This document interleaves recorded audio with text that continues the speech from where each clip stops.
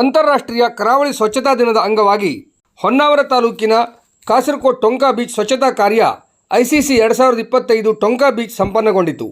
ಎನ್ಸಿಸಿಆರ್, MOES Bharat ಸರ್ಕಾರದ ಸಹಕಾರದೊಂದಿಗೆ ಸ್ನೇಹಕುಂಜ trust ಕಾಸರಕೋಡ್, Shri ಜೈನ ಜಟಕೇಶ್ವರ ಯುವಕ ಸಮಿತಿ ಟೊಂಕಾ ಮತ್ತು ಗ್ರಾಮ ಪಂಚಾಯಿತಿ ಕಾಸರಕೋಡ್ ಅವರು ಆಯೋಜಿಸಿದ್ದ ಕಾರ್ಯಕ್ರಮದಲ್ಲಿ ಹಲವು ಮೀನುಗಾರ ಸಂಘಟನೆಗಳು ಮತ್ತು ಶಾಲಾ ಕಾಲೇಜು ವಿದ್ಯಾರ್ಥಿಗಳು ಟೊಂಕಾ ಕಡಲ ತೀರವನ್ನು ಪ್ಲಾಸ್ಟಿಕ್ ಮುಕ್ತಗೊಳಿಸಿದರು.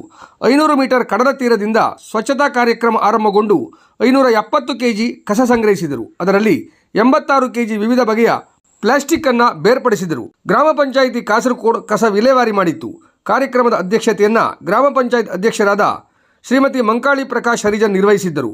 ಕಾರ್ಯಕ್ರಮದ ಉದ್ಘಾಟನೆಯನ್ನು ಡಾಕ್ಟರ್ ವಿಜಯಲಕ್ಷ್ಮಿ ನಾಯ್ಕ್, MP ಶಿಕ್ಷಣ ಸಂಸ್ಥೆ ಹೊನ್ನಾವರ ಅವರು ನೆರವೇರಿಸಿದರು. ಕಾರ್ಯಕ್ರಮದ ಮುಖ್ಯ ವಕ್ತಾರರಾಗಿ ಖ್ಯಾತ ಪರಿಸರ ವಕೀಲೆ ಶ್ರೀಜಾ ಚಕ್ರವರ್ತಿ ಸಮುದ್ರ ಪ್ಲಾಸ್ಟಿಕ್ನಿಂದ ಆಗುವ ಪರಿಣಾಮಗಳು ಮತ್ತು ಕಾನೂನುಗಳ ಬಗ್ಗೆ ತಿಳಿಸಿದರು.